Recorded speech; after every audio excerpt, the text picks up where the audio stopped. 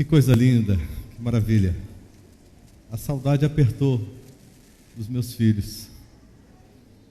A nossa filha se chama Sara.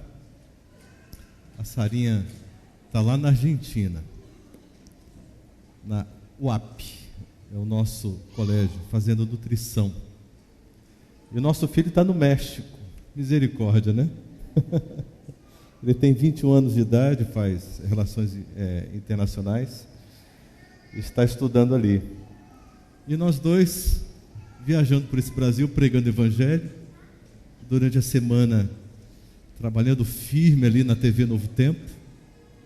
Eu sou conselheiro espiritual e trabalho com o atendimento das pessoas que entram em contato com a gente, com tanto sofrimento, com tanta angústia e necessitando uma palavra realmente que possa sustentar e trazer esperança de volta. Tudo isso para a honra e glória do Senhor Deus. Abra sua Bíblia em João. Coloque, por gentileza, a apresentação. 1 João, capítulo 5, verso 12. 1 João, capítulo 5, verso 12. Aí está. Vou dar um tempinho para você encontrar, para começarmos aqui juntos. A proposta desse primeiro bloco é a seguinte: por que Deus criou o ser humano? Por quê? Qual é o motivo? Qual a razão? Por quê? Encontrou o texto? Então vamos orar ao Senhor para a gente poder ler. Querido Deus, por favor, a tua igreja está aqui, a Bíblia está aberta, mas necessitamos do teu Santo Espírito para ouvirmos a tua voz. Queremos conhecer aquilo que está no teu coração, aquilo que faz parte dos teus sentimentos, dos teus desejos para a nossa vida.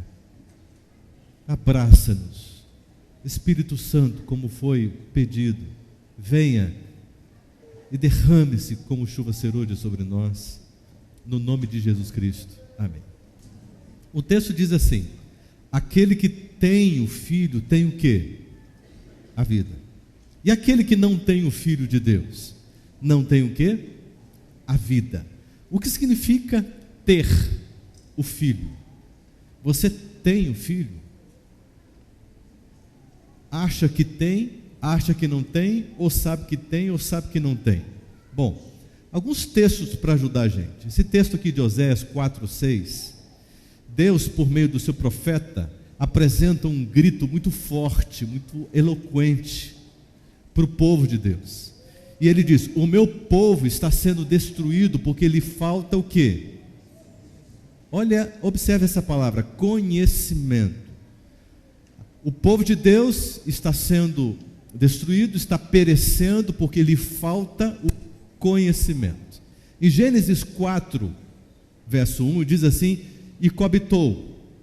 Em outras versões, possivelmente a sua, você vai encontrar: e conheceu o homem, a sua mulher, ou o homem com Eva, sua mulher, e esta concebeu e deu à luz a um filho, a Caim, o seu primeiro filho. Conhecimento, coabitação, relacionamento íntimo, visceral, profundo, conhecimento experimental. Isaías 53, verso 11 diz assim: ele verá o fruto do seu penoso trabalho, de sua alma, e ficará satisfeito. O meu servo, o justo. E agora vem: com o seu conhecimento, justificará quantos? A muitos. Não a todos, porque nem todos querem este conhecimento, este relacionamento, esta intimidade. Em outras palavras, nem todos querem ter o Filho de Deus, porque aquele que tem o Filho de Deus tem a vida, aquele que não tem o Filho de Deus não tem a vida. Ter o Filho de Deus significa conhecê-lo. significa relacionar-se de forma íntima, de forma profunda com Ele. Vamos entender um pouquinho melhor. A pergunta é: quem é Deus? Na verdade, quem é que pode definir quem é Deus? Mas eu quero chamar a sua atenção para um aspecto que nos importa muito, e este aspecto está revelado. E o aspecto é este: Deus, ele é um ser relacional. Por que ele é um ser relacional? Porque ele é uma unidade composta, ele é um único Deus. No hebraico, errad, essa palavra significa unidade composta. É a mesma palavra aplicada para e unirá, né? E unirão o marido com a sua mulher e eles serão uma só carne. Unidade composta. Deus Pai, Deus Filho, Deus Espírito Santo. Um único Deus. Uma unidade composta. O nosso Deus é um ser relacional. Dá para entender isso? E pelo fato de ser um Deus relacional, ele pode se apresentar como sendo o amor. Porque só há amor num relacionamento. Ninguém ama de forma solitária, sozinha. O amor exige relacionamento. Isso é próprio do amor. Sendo assim, o amor não surgiu de uma hora para outra. Ele sempre existiu. E dessa forma, lá em 1 João 4,8 diz o quê? Aquele que não conhece a Deus, não conhece? Aquele que não ama, não conhece a Deus. Porque Deus é o quê? Porque Deus é amor. Ele é amor. É a natureza divina. Ele é amor porque ele é um ser relacional. Acontece que este Deus, em algum momento, ele decidiu compartilhar este amor de uma forma muito intensa, muito profunda e completa. E nesse momento em que ele decide compartilhar, porque quem ama quer compartilhar, neste momento ele decide criar o ser humano, o homem. Ele cria um homem, um ser com capacidade, com condições, com estrutura, a sua imagem, a sua semelhança, com livre-arbítrio, para poder ser o objeto do seu mais profundo e intenso amor. E quem ama quer ser o quê? Amado. Deus então tem uma expectativa natural, própria do amor, própria de quem ama, de ser amado. Deus cria o ser humano para um relacionamento profundo, completo, pleno. Deus cria o ser humano para o prazer,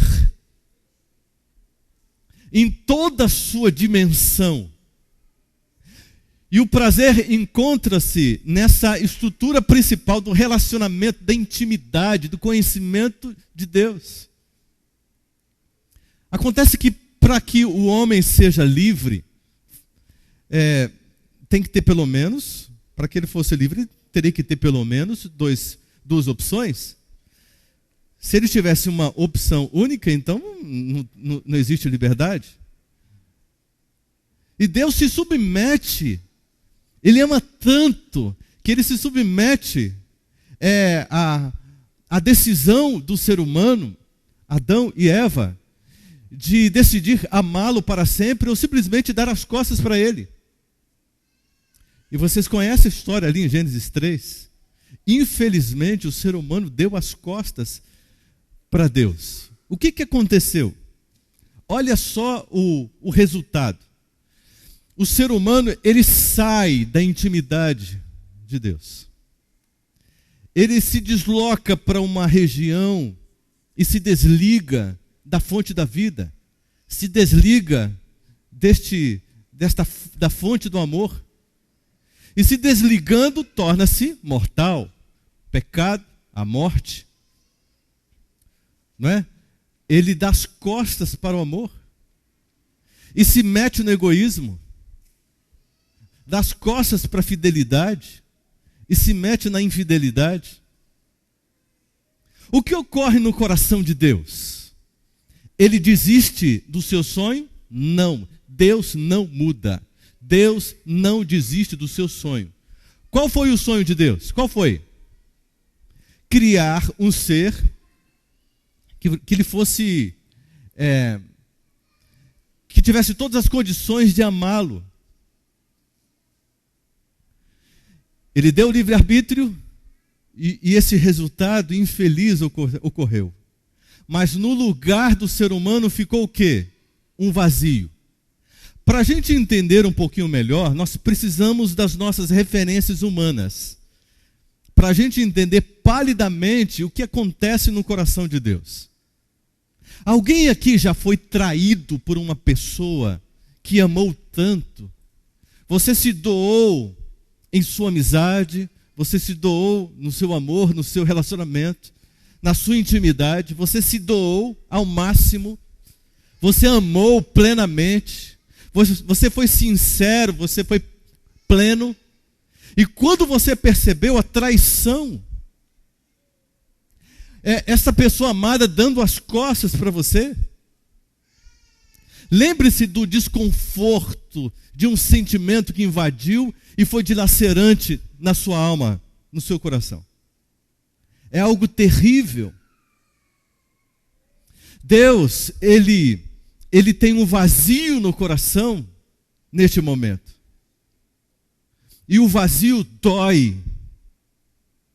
Nós vivemos num século de milhares e milhares de pessoas solitárias. Mesmo vivendo em congregações e estando por aí na sociedade, até se relacionando com colegas de trabalho, enfim, mas estão se sentindo vazias e sozinhas. Quando o diabo viu esta cena, este quadro, ele pulou de alegria.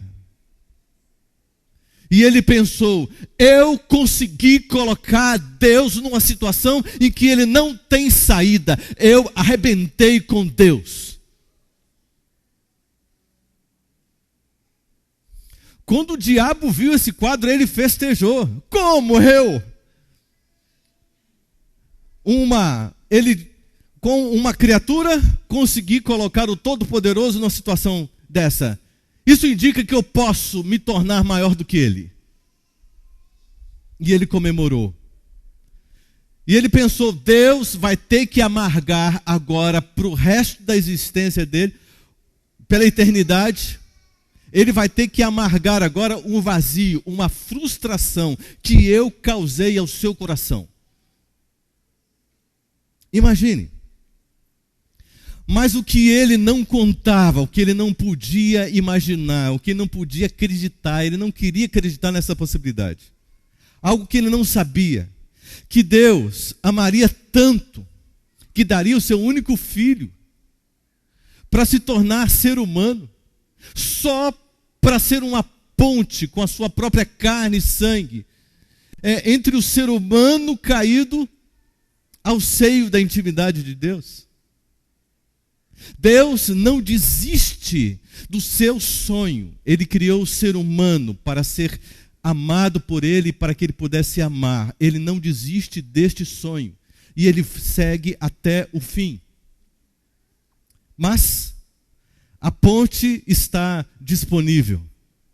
Deus está com os braços abertos.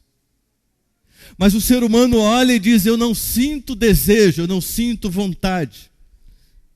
Entra então em ação o Espírito Santo, de uma forma tão linda, tão maravilhosa, com um ministério que envolve o atendimento às emoções, os sentimentos, que muda a vontade, coloca o desejo divino, que coloca a espiritualidade.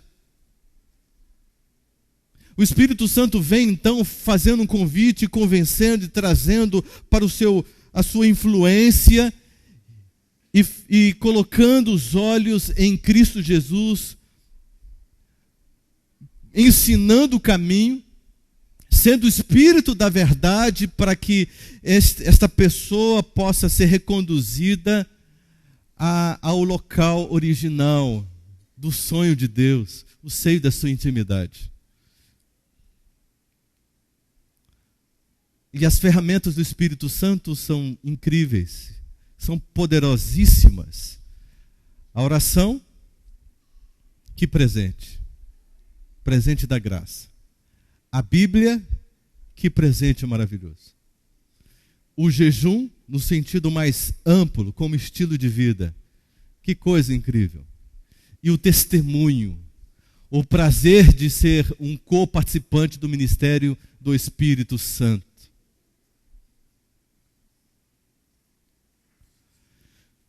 Este é o sonho de Deus.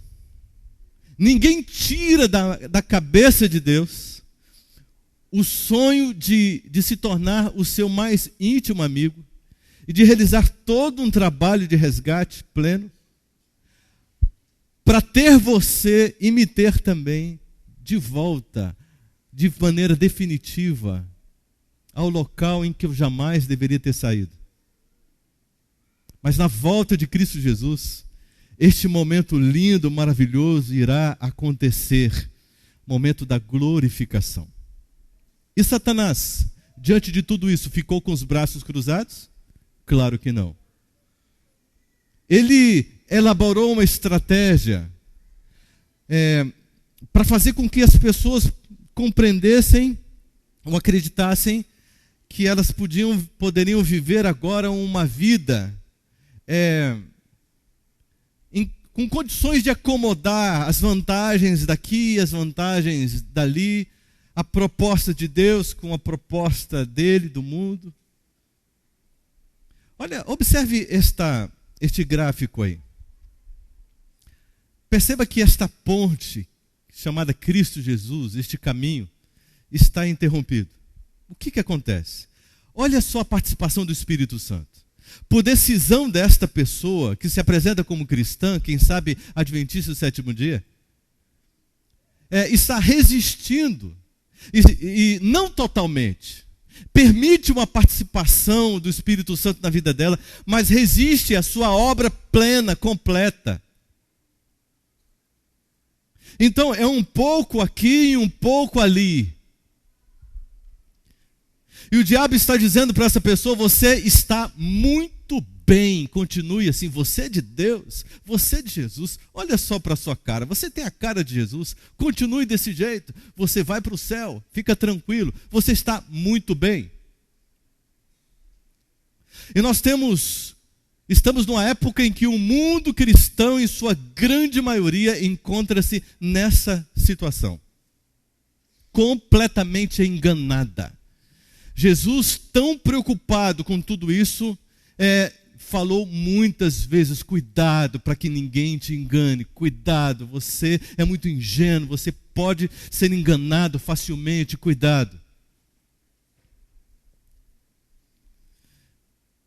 A infidelidade, a indiferença, a superficialidade, a idolatria. Vamos lançar mão das nossas referências humanas. Vamos dar um exemplo aqui. Vocês, mulheres casadas, por gentileza. O que vocês acham da ideia de vocês terem o marido de vocês, 99% de vocês, mas 1% você vai liberar o seu maridinho para dar umas voltinhas de vez em quando e conhecer outras pessoas? O que você acha? Dá para fechar sim ou não? Não? Não dá. 99% o maridinho é seu. É só 1%, só um, para ele dar umas voltinhas por aí, assim, entendeu? Você está entendendo, né? Só 1%. Dá para fechar negócio assim ou não? Não. Vocês não são extremistas? Isso não é extremismo da sua parte? É tudo ou nada? Olha, algumas aqui são mais decididas. Vocês não acham que são egoístas? Um pouco exageradas? Não. Porque é próprio do amor. O amor não admite esse tipo de negociação. É um absurdo. Não tem nexo, não tem sentido. Mas por que na experiência espiritual nós achamos que isso pode ser admitido? Deus não admite. Deus não tolera. Deus não negocia nem um trisquinho de você para o diabo, para a morte. Dá para entender isso ou não? É por isso que quando a gente abre a Bíblia, a gente vê um Deus correndo atrás do ser humano e propondo um retorno para o seio da sua intimidade. Você vê um Deus apaixonado, um Deus que ama, um Deus intenso em suas ações, tentando convencer, tentando trazer de volta, tentando se revelar, tentando conquistar pelo amor. E nós vemos na Bíblia uma boa parte das pessoas dando as costas e seguindo, e se precipitando para a morte. Nós vemos na Bíblia igrejas inteiras partindo para a infidelidade. Como dói! Eu espero que você nunca tenha tido esse tipo de experiência de ser traído, assim, da pessoa amada ter sido infiel para com você. Porque isso dói, é dilacerante, é algo que humilha, é algo que é indescritível. Eu tenho conversado com muitas mulheres e alguns homens que passaram, estão passando e que acham que tem alguma coisa acontecendo. Como isso é terrível, como isso é dilacerante. Isso ocorre também no coração de Deus. Deus tem sentimentos. Deus não admite, Ele não negocia. Indiferença. Superficialidade. Seja superficial com o seu filho ou com a sua filha e depois abra os olhos para o resultado infeliz, catastrófico. Ninguém suporta a superficialidade. Seja superficial com a sua esposa e você vai ver o que vai acontecer. É verdade ou não é? Coisa boa não vai ser. Seja superficial com o seu marido. Quem ama não tolera, não admite, não negocia. Qualquer atitude de superficialidade, indiferença, infidelidade. E para com Deus, podemos fazer do nosso jeito? Como nós temos vivido diante de Deus? Olha só, quantos fatores desafiadores. A natureza pecaminosa que temos é algo terrível, mas nós não estamos à mercê da natureza. Deus, Ele nos socorre, Ele nos apresenta a saída. Maus hábitos são gerados, círculos viciosos vão se formando ao longo da nossa existência, e tudo isso provoca infidelidade, a distância de Deus. Muitas vezes nós olhamos para Adão e dizemos como ele pôde fazer aquilo, mas eu olho para mim mesmo e não quero acreditar que eu também estou agindo como ele. Escolhas erradas. E eu tenho implorado para algumas pessoas e dito assim: olha a quantidade de escolhas erradas que você fez na sua vida e agora você está diante da próxima escolha errada. Pelo amor de Deus, pare. Quebre esse ciclo de maldição na sua vida. Pare. Olhe para Deus. Deixe que as coisas agora aconteçam do jeito de Deus, não do jeito do seu coração.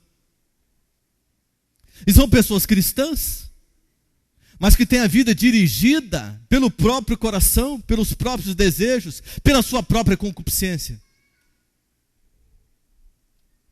Conformismo, racionalização, tudo bem, eu não consigo, eu não posso, é desse jeito mesmo, e vou tocando a vida, no final vai dar tudo certo. Não vai dar tudo certo. Entretenimentos. Eu preciso agora de alguma coisa para aplacar esse vazio, para que eu não fique pensando, eu não quero parar para ver as consequências, eu quero encher a minha vida com entretenimentos. Porque há um vazio dentro de mim que pode ser preenchido com Deus, mas eu estou com as costas viradas para Deus. E quantos entretenimentos? E dentre os entretenimentos, a própria comida virou um entretenimento também. Quantas consequências? Quanto desespero? Compare agora entre o primeiro gráfico e o segundo.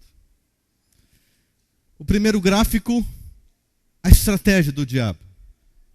Um jeito de ser cristão, em que você vai se dar bem no final. Você vai curtir o que tem para curtir, vai viver o que tem para viver, para lá e para cá, e no final vai dar tudo certo. Que engano. Olha o segundo gráfico, a proposta de Deus, de você abrir o coração e permitir que o Espírito Santo realize toda a obra na sua vida, e agora você vai permanecer em Cristo, viabilizado pelo Espírito Santo. E o seu desafio é permitir com que Ele, a cada dia, realize este crescimento espiritual na sua vida. Há uma diferença muito grande entre essas duas realidades. E a pergunta que eu quero fazer para você é esta agora. Que tipo de cristão você é?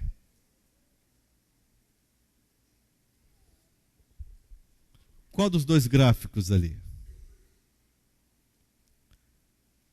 Que tipo de cristão você é? Está preparado? Está com o seu guia aí? Vamos fazer um primeiro diagnóstico. Quem não recebeu, por gentileza, e quer participar, ainda existe uma oportunidade.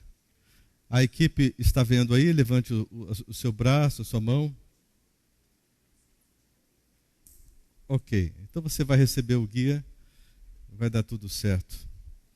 Nesse momento nós vamos nos concentrar na realização agora deste primeiro diagnóstico. Encontra-se na página 6.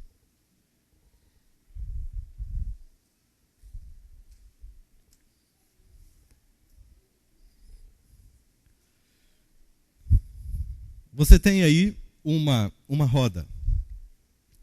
É um mapa sistêmico. E você pode observar que existem 8 pilares para serem avaliados. E cada um tem uma escala que varia de 0 a 10.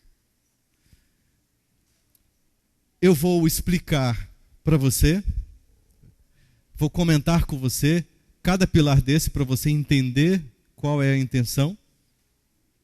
E aí você vai dar uma nota entre 0 e 10. Qual é a sua nota? Da seguinte maneira, você vai pegar a sua caneta e marcar com um pontinho nessa escala. Você vai só marcando com pontinho. Tá certo? Compreendido?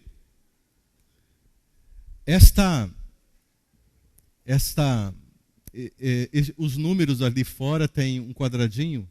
Ali é para você colocar depois o ideal. Aquilo que você espera. De 0 a 10 você quer chegar aonde? É 10? Maravilha, glórias a Deus. É só para você ter uma referência de onde você está e onde que você quer chegar. Ok? Tudo certo? Todo mundo entendeu? Todo mundo recebeu? Tem um rapaz ali que está com a sua mão levantada. Nós vamos compreender algumas coisas incríveis agora. Ministração espiritual. Vamos avaliar o grau, o quesito iniciativa. Iniciativa. O que é ministração espiritual? Eu vou ajudar você com 2 perguntas. Primeira pergunta: o que você faz quando recebe alguém triste ou fica sabendo que o irmão está enfrentando dificuldades na vida? O que você faz? Você olha para o irmão ou para a irmã está enfrentando uma dificuldade na vida, está atravessando um problema, e você olha e diz assim: ai meu Deus, que pena, olha só que como, ai Jesus precisa voltar logo, gente, mas não pode isso acontecer. Olha, já foi embora. Você não se aproximou, não ofereceu uma oração, não compartilhou um verso da Bíblia, não abraçou, não apoiou, não ouviu, você não assistiu espiritualmente. Imagine se nós tivéssemos uma igreja formada por pessoas que nasceram no reino de Deus como ministros, missionários, com esta missão forte, clara, viva no coração. Todos nós nos assistiríamos espiritualmente. Todos nós nos apoiaríamos espiritualmente, não é verdade? Como a nossa igreja seria linda. Mas estamos vendo essas coisas para a gente reagir. Gosta de visitar hospitais, asilos, presídios, vizinhos e outros para atendê-los espiritualmente? Ou eles estão lá, problema deles, está fora da minha realidade, vou tocando meu barquinho e cuidando de mim, das minhas pessoas, da minha casa. Não tenho tempo, trabalho muito, sou muito ocupado com muitas coisas. É uma coisa que não faz parte da minha realidade. Eu sei que existe, mas eu vou seguindo, não tenho tempo. Estou tocando a minha vida. Não tem isso na alma. Não olha para aqueles que estão padecendo nos hospitais. Não se interessa realmente em dar assistência para as pessoas que estão aí presas. Mas se está preso é porque merece. Tem que estar preso. Mas são objetos do amor e da graça de Cristo Jesus também. A minha esposa e eu fizemos alguns seminários e lá no presídio de Tremembé, conferências no presídio de Tremembé, e lidamos ali com os presos mais famosos do Brasil. E olha, a alegria deles, quando eu cheguei e apresentei os três aspectos as três fases da justiça de Deus. E eu disse para eles: vocês foram condenados pela justiça deste mundo, mas não precisam serem condenados definitivamente, né, pela justiça de Deus. Vocês podem ser absorvidos. E eles se levantavam e vibravam. Vocês já ouviram falar de Christian Cravinho? Ele veio e me abraçou, quase que quebrou os meus ossos, de tanta alegria, ele pulava. Tem chance para mim? Eu olhava para ele e dizia: sim, Cristo Jesus é a sua saída. Tivemos a oportunidade de estudar a Bíblia com ele. Outras personalidades muito famosas.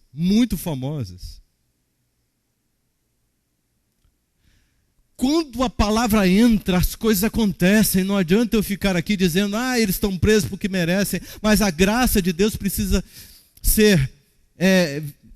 precisa alcançá-los. E Deus tem instrumentos humanos para fazer isso. De 0 a 10, qual é a sua nota? Se alguma coisa que você nunca fez na vida, então é 0. Se uma vez na vida você fez, 1, 2. Se de vez em quando, assim, tempos em tempos, você faz alguma coisa, 5, 6. Se com uma frequência razoável você realiza essa atividade, 7, 8. Se algo que faz parte do seu ministério, do seu jeito de viver com Deus, do seu estilo de vida, da sua experiência com Deus, então é 10, 9, 10, depende de você. Ninguém está avaliando você. Esta avaliação é sua, você está se autoavaliando. Seja sincero, honesto, e deixe o Espírito Santo trabalhar com você, porque Ele quer revelar coisas extraordinárias para a sua vida. Vamos para a segunda parte? Bíblia, o quesito estudo, mas o estudo sistemático da Bíblia. Qual tema você está estudando da palavra de Deus que tem trazido grande alegria ao seu coração? Existe algum tema da palavra de Deus que você está apaixonado, que você está vibrando, que você está amando em estudar, e você está pesquisando, e você está lendo, você está, assim, permitindo que o Espírito Santo faça com que você navegue por esta luz, por este conhecimento?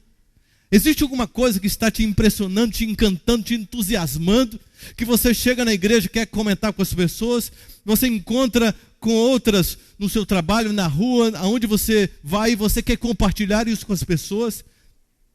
Existe alguma coisa que você está estudando, que está encharcando a sua vida de luz, e você não pode ficar só, com tudo isso só para você?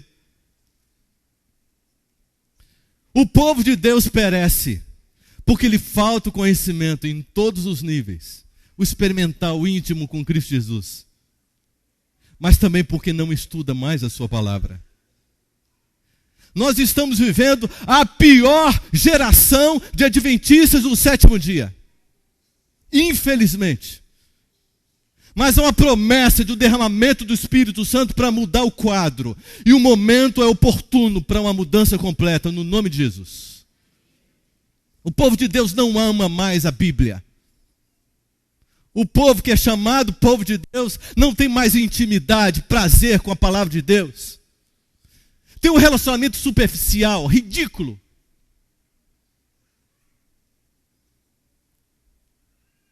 Ah, mas eu estudei a Bíblia para me batizar, agora eu já conheço. Miserável.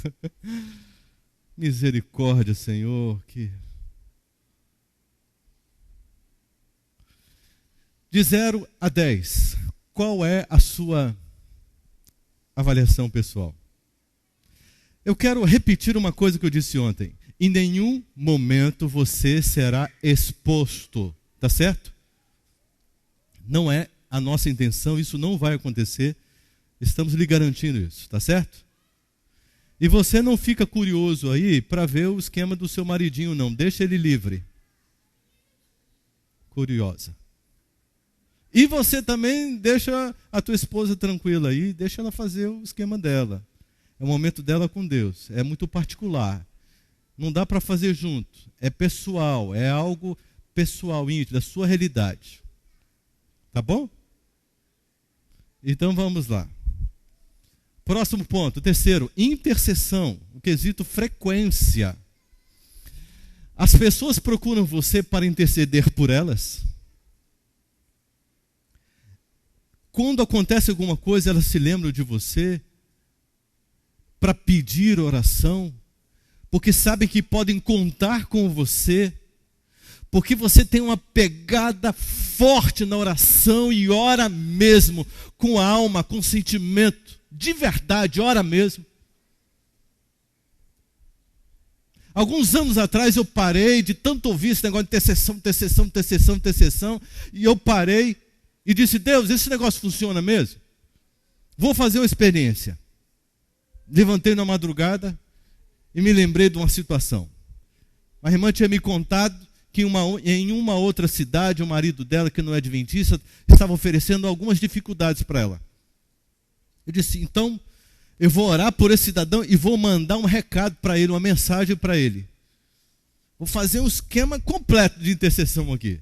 E orei a Deus, Senhor, eu preciso ver um resultado. Eu preciso saber se esse negócio de intercessão funciona mesmo. Porque teoricamente eu sei que funciona, mas eu quero conhecer as coisas na prática. Experimentando, vivendo a experiência. E eu então fiz um recado e disse: o Senhor Deus está falando para você e tal, e dei uma mensagem e mandei. Ô glória. O dia amanheceu, fui para o trabalho. Trabalhava ali na divisão sul-americana. Quando eu cheguei e sentei na minha mesa, meu telefone tocou, meu celular.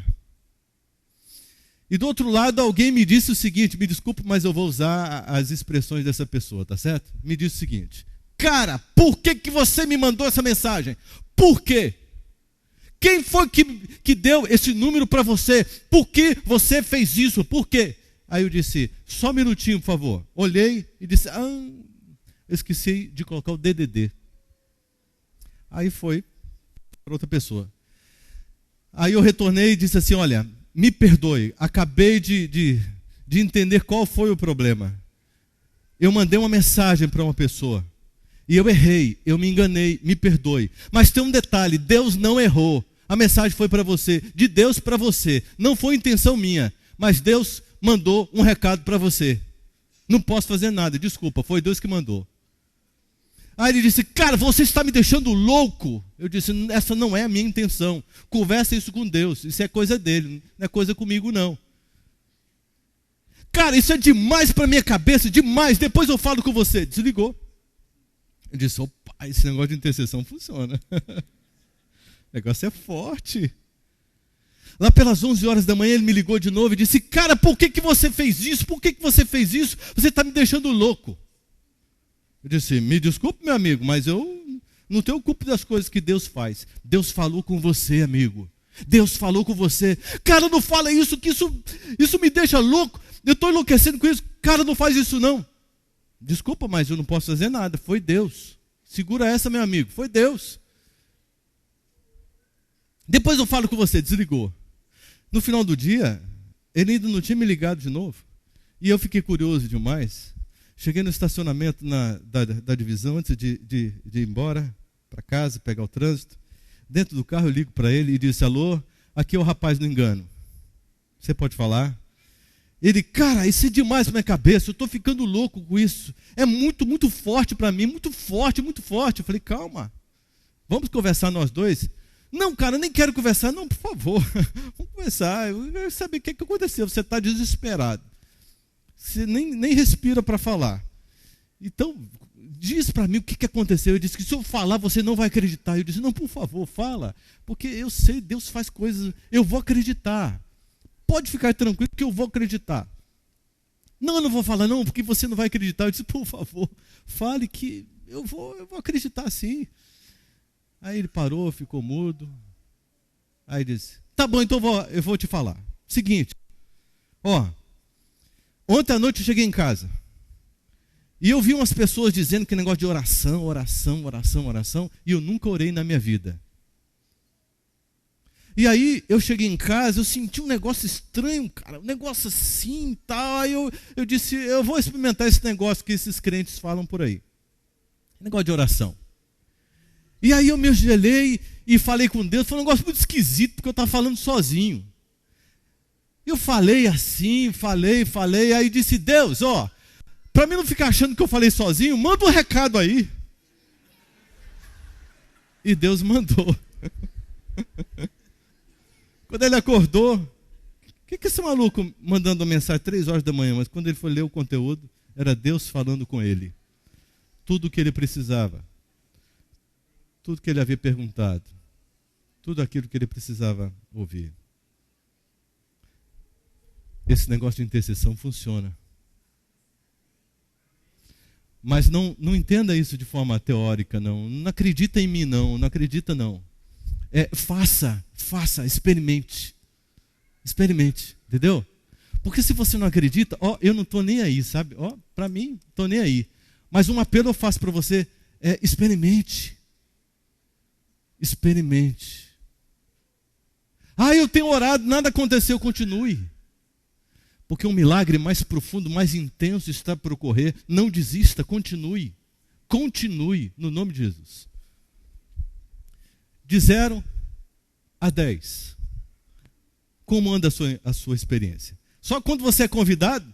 Aconteceu um acidente aqui na igreja, vamos orar pela irmã fulana de tal. Aí todo mundo ora. Passou, acabou. Ou você é uma pessoa de oração, de intercessão, que clama com o mesmo sentimento de amor que Cristo Jesus tem por suas almas, por suas pessoas. Porque quem é amigo de Deus, sente na alma essa necessidade, clama e ora, e vê sentido, e vê resultado. Vamos para o próximo? 4. Culto. Pessoal ou familiar? Qual a primeira pessoa que você busca para relacionar-se no início do dia? assume o sacerdócio da sua casa. Qual o papel dos homens na família? Sacerdote. O que o sacerdote faz? Ele é um líder espiritual. Como que um líder espiritual age em sua casa? Em relação aos filhos. Ele ora pelos filhos. Ele coloca as mãos na cabeça do filho e da filha e clama pelo poder de Deus por eles. Ele abençoa. Ele intercede, ele conversa, ele dialoga. Ele convida o filho para orar. A filha está com dificuldades, ele ouve, assiste, abraça, valoriza e chama para orar. E a filha pode contar com este líder espiritual em sua casa.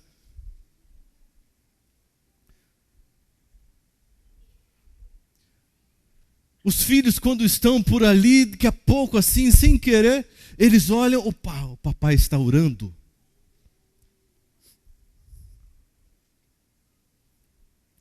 A maior reclamação das nossas irmãs piedosas é de possuírem maridos frouxos no sentido espiritual, inconsequentes, irresponsáveis, sacerdotes do diabo. Porque quando eu não assumo a minha posição de líder espiritual da minha casa, eu estou entregando para o diabo a cada dia. É um assunto muito sério, irmãos. E qual o papel da esposa? Sacerdotisa. É uma auxiliar idônea, com o mesmo grau de compromisso. Está ali apoiando, valorizando, facilitando, se envolvendo. Está acordando de madrugada e colocando as mãos sobre o seu marido e clamando por este marido, pela presença do Espírito Santo para ele, para que o diabo não tenha acesso aos seus sentidos, ao seu coração, aos seus olhos. Para que ele seja forte para viver num mundo nojento como nós estamos vivendo. Ao invés de ficar brigando, discutindo, desconfiando, inventando histórias, jogando verde para colher maduro, coisa ridícula de criança, de gente que não cresceu emocionalmente.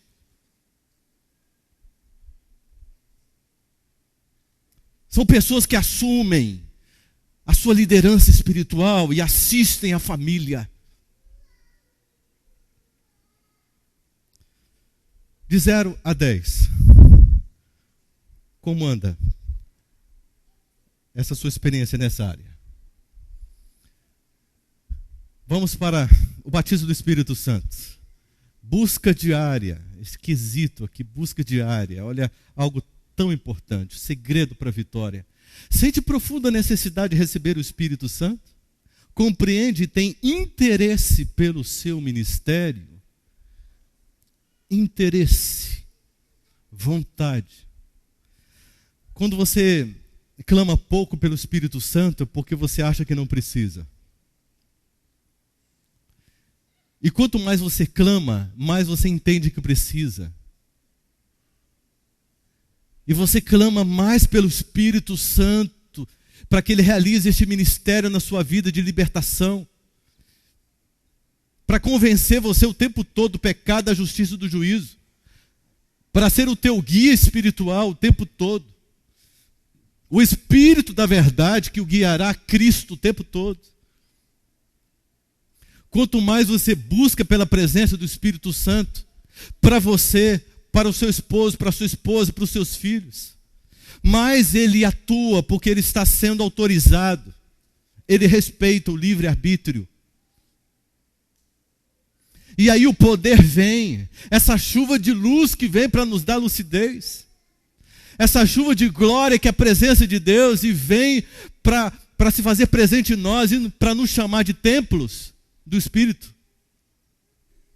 Essa chuva de amor que nós vemos lá em Romanos 5,5, porque é o Espírito de Deus que derrama em nosso coração o amor de Deus. Essa chuva de poder que nos mobiliza e nos capacita com dons espirituais para a conclusão da mensagem, a pregação do Evangelho.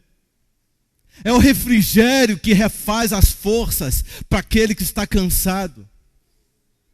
E quanta gente que se apresenta como gente cristã de Deus, que está desistindo do seu marido, está desistindo da sua esposa, está achando que serão melhores cristãos se estiverem separados. Engano do diabo. Cadê a sua missão de intercessão? Cadê a sua missão de uma sacerdotisa ou de um sacerdote realmente que tem os joelhos cravados no chão e vivendo a experiência do derramamento do Espírito Santo, do poder de Deus na vida?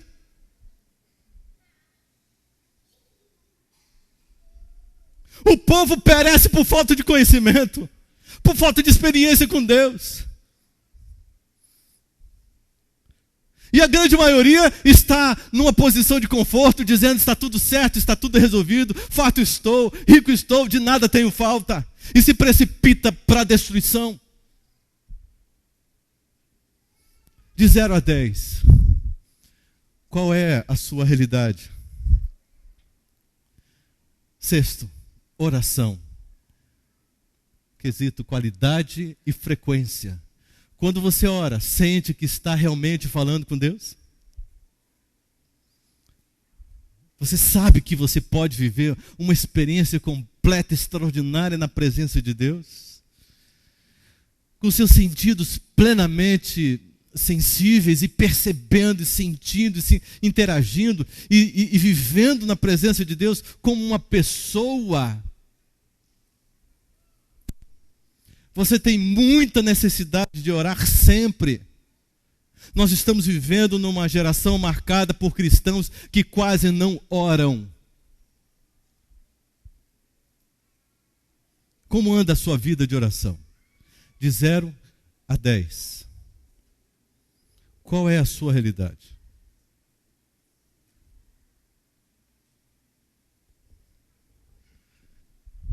Sétimo, meditação. Agora, novamente com a Bíblia, esse presente de Deus. Meditação.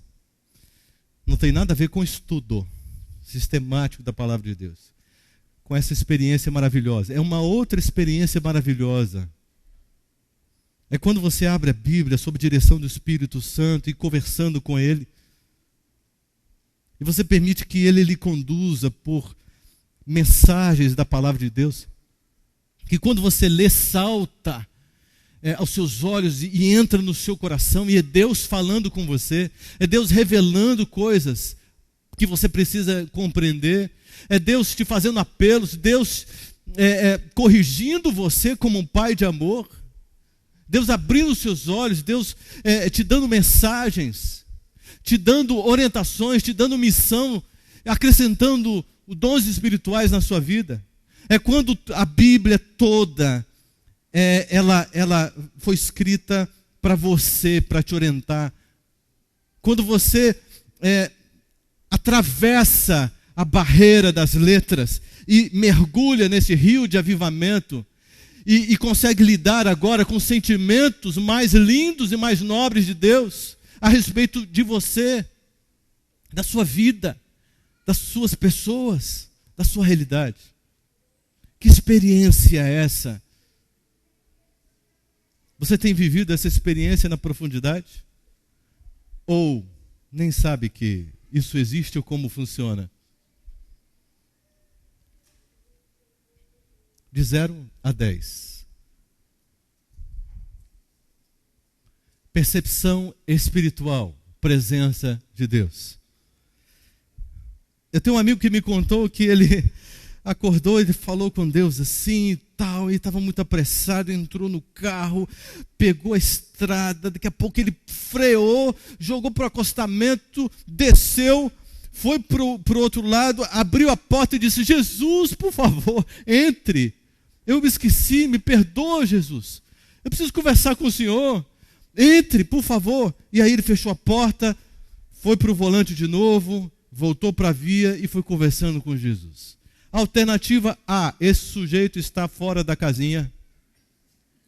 A alternativa B, é amigo de Jesus. Tem intimidade com ele. No momento de vacilo, mas se acorda porque o Espírito Santo grita. Diz: opa, e aí? E o nosso relacionamento, como fica? Como fica? E o nosso relacionamento? E por falar do Espírito Santo de novo, eu atendi uma ligação de um senhor lá na Novo Tempo que me disse o seguinte: eu estou ligando para parabenizar vocês pela programação. Vocês estão oferecendo a verdade para o povo. O meu amigo está muito contente, muito feliz. E eu estou ligando porque ele pediu para mandar esse recado para vocês. Eu perguntei para ele: quem é o seu amigo? Ele disse: o Espírito Santo. O senhor é amigo do Espírito Santo? Sim, sou amigo dele. Algum problema? Não, nenhum problema. Eu estou achando isso maravilhoso. Qual é a religião do senhor? Eu sou católico.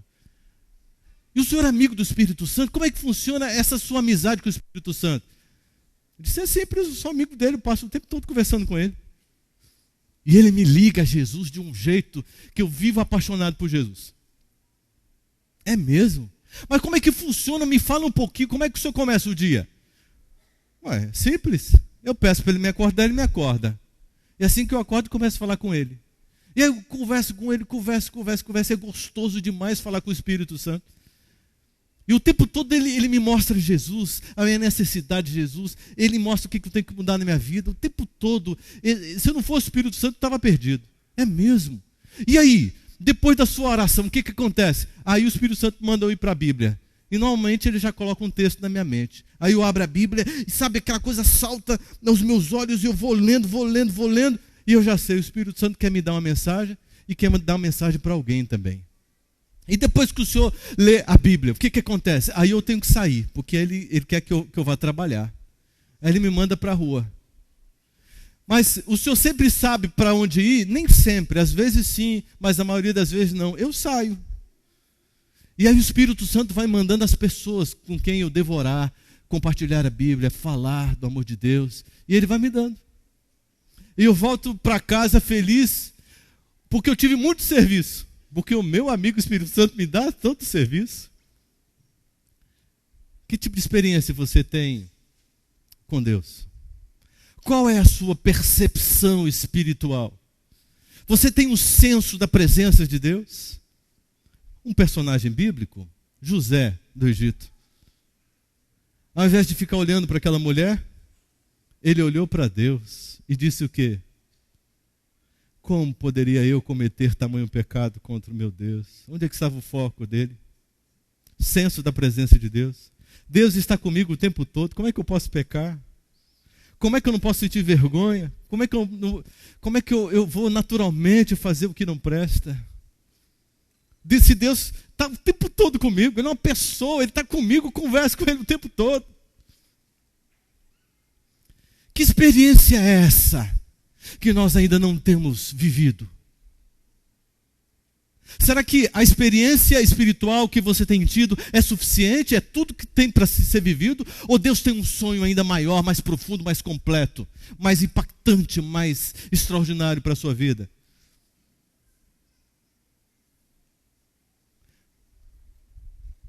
De 0 a 10, qual é a sua nota? Agora vamos ligar os pontos? Vai ligando assim, pontinho por pontinho que você marcou e vai ligando. 1 a 1. Você agora vai ter uma roda. É o mapa sistêmico da sua espiritualidade.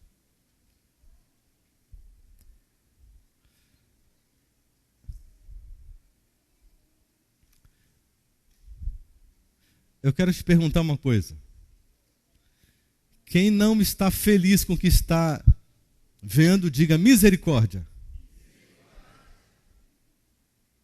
Graças a Deus, porque temos aqui uma igreja que quer crescer.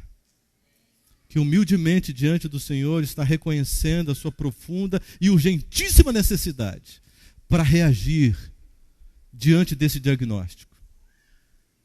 Esse diagnóstico é para desanimar você? Claro que não. Mas é para estimular você a se assentar com Cristo Jesus e olhar para Ele. Porque Jesus quer dizer para você: filho, filha, Está vendo como você anda muito enganado? Eu quero abrir os seus olhos, eu quero abrir o seu coração. Deixa eu realizar o meu sonho na sua vida. Me permita que eu produza algo extraordinário na sua vida. Eu quero te conduzir a caminhos que você não experimentou, não sabe que existe. Tem coisas extraordinárias, prazeres incríveis que você está perdendo, filho. Deixa comigo. Anda comigo. Se você, porventura, alcançou o 10 e tem uma roda perfeita, eu quero lhe dizer uma coisa, você só atingiu o nível básico. É o esperado, é o básico. Não existe nenhum mérito nisso. O básico é o mínimo, é o mínimo. Porque é a partir daí que se experimentam uma profunda experiência com Deus. Está dando para entender? O diabo tem cegado a igreja. E o diabo tem dito, tá bom, não seja extremista, não exagere, não invente coisa, deixa do jeito que está, fica tranquilo, você está ótimo, do jeitinho que você está, você vai ser salvo, não mexe com isso que dá problema. E o Espírito Santo com gemidos inexprimíveis está dizendo, filho, por favor, filho, abra os olhos, porque a cada dia você está resistindo ao meu poder, e eu estou me retirando. Daqui a pouco eu não consigo mais tocar você pela sua própria decisão. E religião não te salva. O que te salva é uma profunda experiência comigo.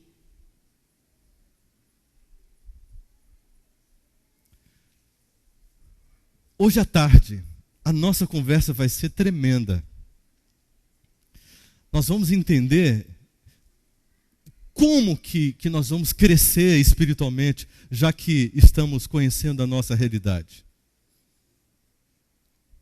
Mas o diabo vai fazer tudo, mas de tudo, para você não vir hoje à tarde. Porque a melhor parte, a parte que realmente importa, está para o período da tarde. E aí, como é que nós vamos fazer? Você já tinha me dito que não ia vir. E agora? Você já estava pensando, hoje à tarde eu tenho outro compromisso, hoje à tarde eu vou fazer isso, hoje à tarde eu vou fazer aquilo. E aí? Qual será a sua decisão?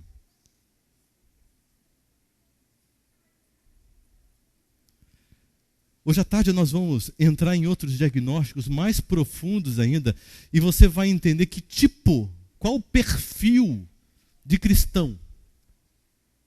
Nós vamos tirar alguns números daí, algumas coisas daí, e nós vamos ter um outro quadro impactante, tremendo, para você entender de uma forma mais clara ainda sobre a sua realidade, como reagir, que é o mais importante ainda.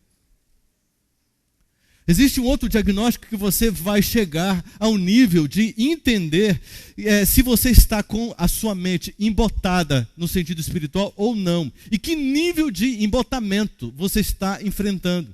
Aí você vai compreender por que você não se sensibiliza com algumas coisas tão urgentes. Mas tudo isso revelado diante de você, para você partir para uma reação e realmente se libertar desse esquema que o diabo montou para te escravizar. E para te levar para a morte com toda tranquilidade.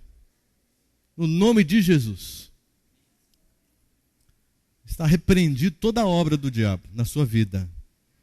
Esta é a minha oração. Mas você precisa se permitir em viver essa experiência completa. Está entendendo? Nesse momento eu quero fazer uma oração. O nosso tempo já está concluído.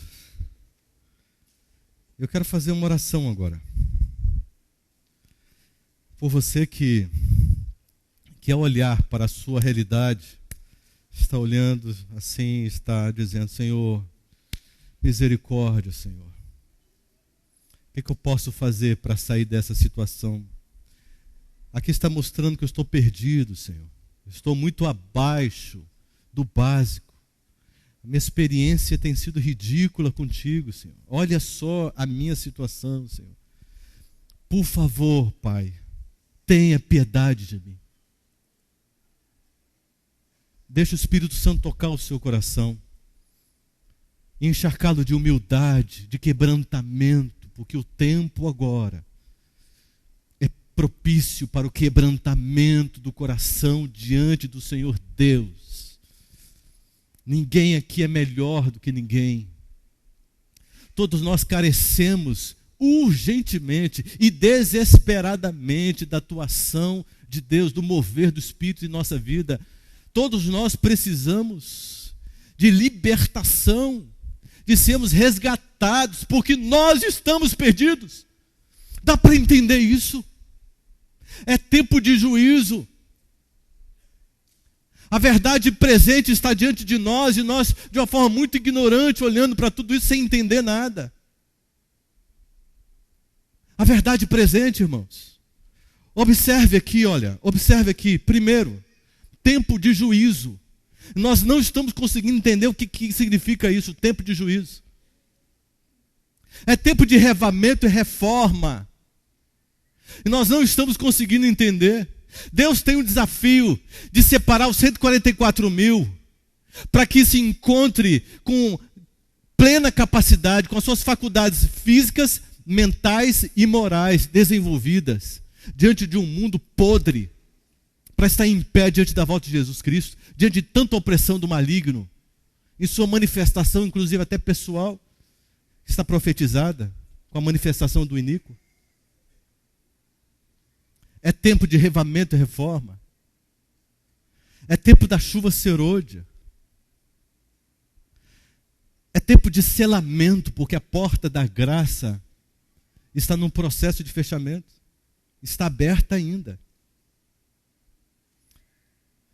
E é tempo de vivermos a experiência já antecipada da volta de Cristo Jesus e compreendemos isso, como tudo isso funciona. Essa é a verdade presente. É tempo de crescimento espiritual. É tempo de sairmos do nosso cinismo espiritual. É tempo de abandonarmos a nossa negligência, a nossa condição de indiferença e olharmos para Deus. Entendemos que Deus não negocia. Ele nos deseja. Ele quer que sejamos 100% dele. Sabe por quê? Porque ninguém, nem o diabo, ninguém conseguiu tirar do coração de Deus o plano dele, que continua o mesmo. Sabe qual é o plano dele? De conquistá-lo com o seu amor, para que você se torne o seu mais íntimo amigo, a sua mais íntima amiga. Esse é o sonho de Deus. Diante de tudo isso, o que eu posso dizer? O que podemos dizer? Posso orar com você de joelhos?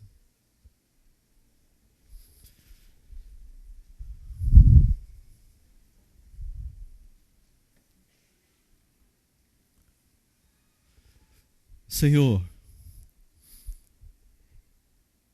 a palavra foi apresentada por um instrumento tão falho como eu, mas por causa da tua graça, da tua misericórdia e clemência, o Senhor assim designou e permitiu. O teu Santo Espírito que foi invocado alcançou a muitos corações. E se não alcançou algum coração que ainda encontra-se muito fechado, nós te clamamos como igreja por misericórdia. Alcance este coração antes que seja tarde demais. Deus, a tua igreja está aqui, fraca, débil, mas que toma a decisão de se quebrantar, de ser quebrantada diante do Senhor. Para humildemente erguer os olhos, olhando para Cristo Jesus e clamando por perdão, por sua graça e a sua restauração. temos uma caminhada que começamos aqui, Senhor. Dá a tua bênção. Coloque seu teu espírito, a tua mão. Não deixe estas ovelhas se desencaminharem, mas que elas vivam plenamente tudo aquilo que o Senhor preparou para elas hoje.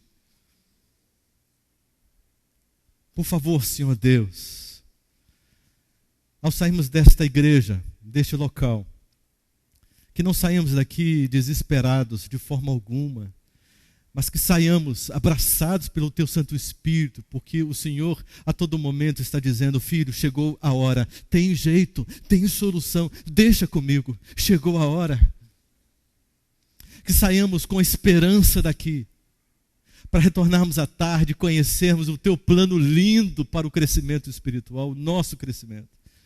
Porque hoje é o tempo oportuno para isso. Deus, muito obrigado por tudo que aconteceu e continuará acontecendo aqui. Queremos assistir com os nossos próprios olhos e ouvir com os nossos próprios ouvidos a atuação do Teu Santo Espírito nessa igreja e um mover lindo, Senhor, aqui. Nós queremos ver libertação, milagres, ver aqui a tua atuação tão maravilhosa de salvação nessa igreja. Entrego, Senhor, nas Tuas mãos, no altar da Tua graça, da Tua misericórdia, a cada pessoa aqui, com a Tua bênção e a Tua paz, no nome de Cristo Jesus. Amém.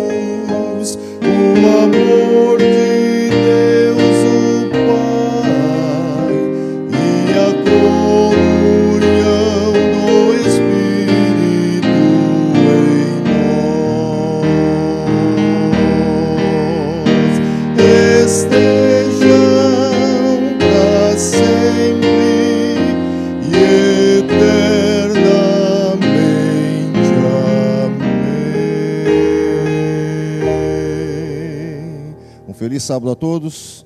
E agora vamos na saída, sair ordenadamente, que o pastor estará à saída para cumprimentar a todos. Que Deus nos abençoe e tenhamos um feliz sábado.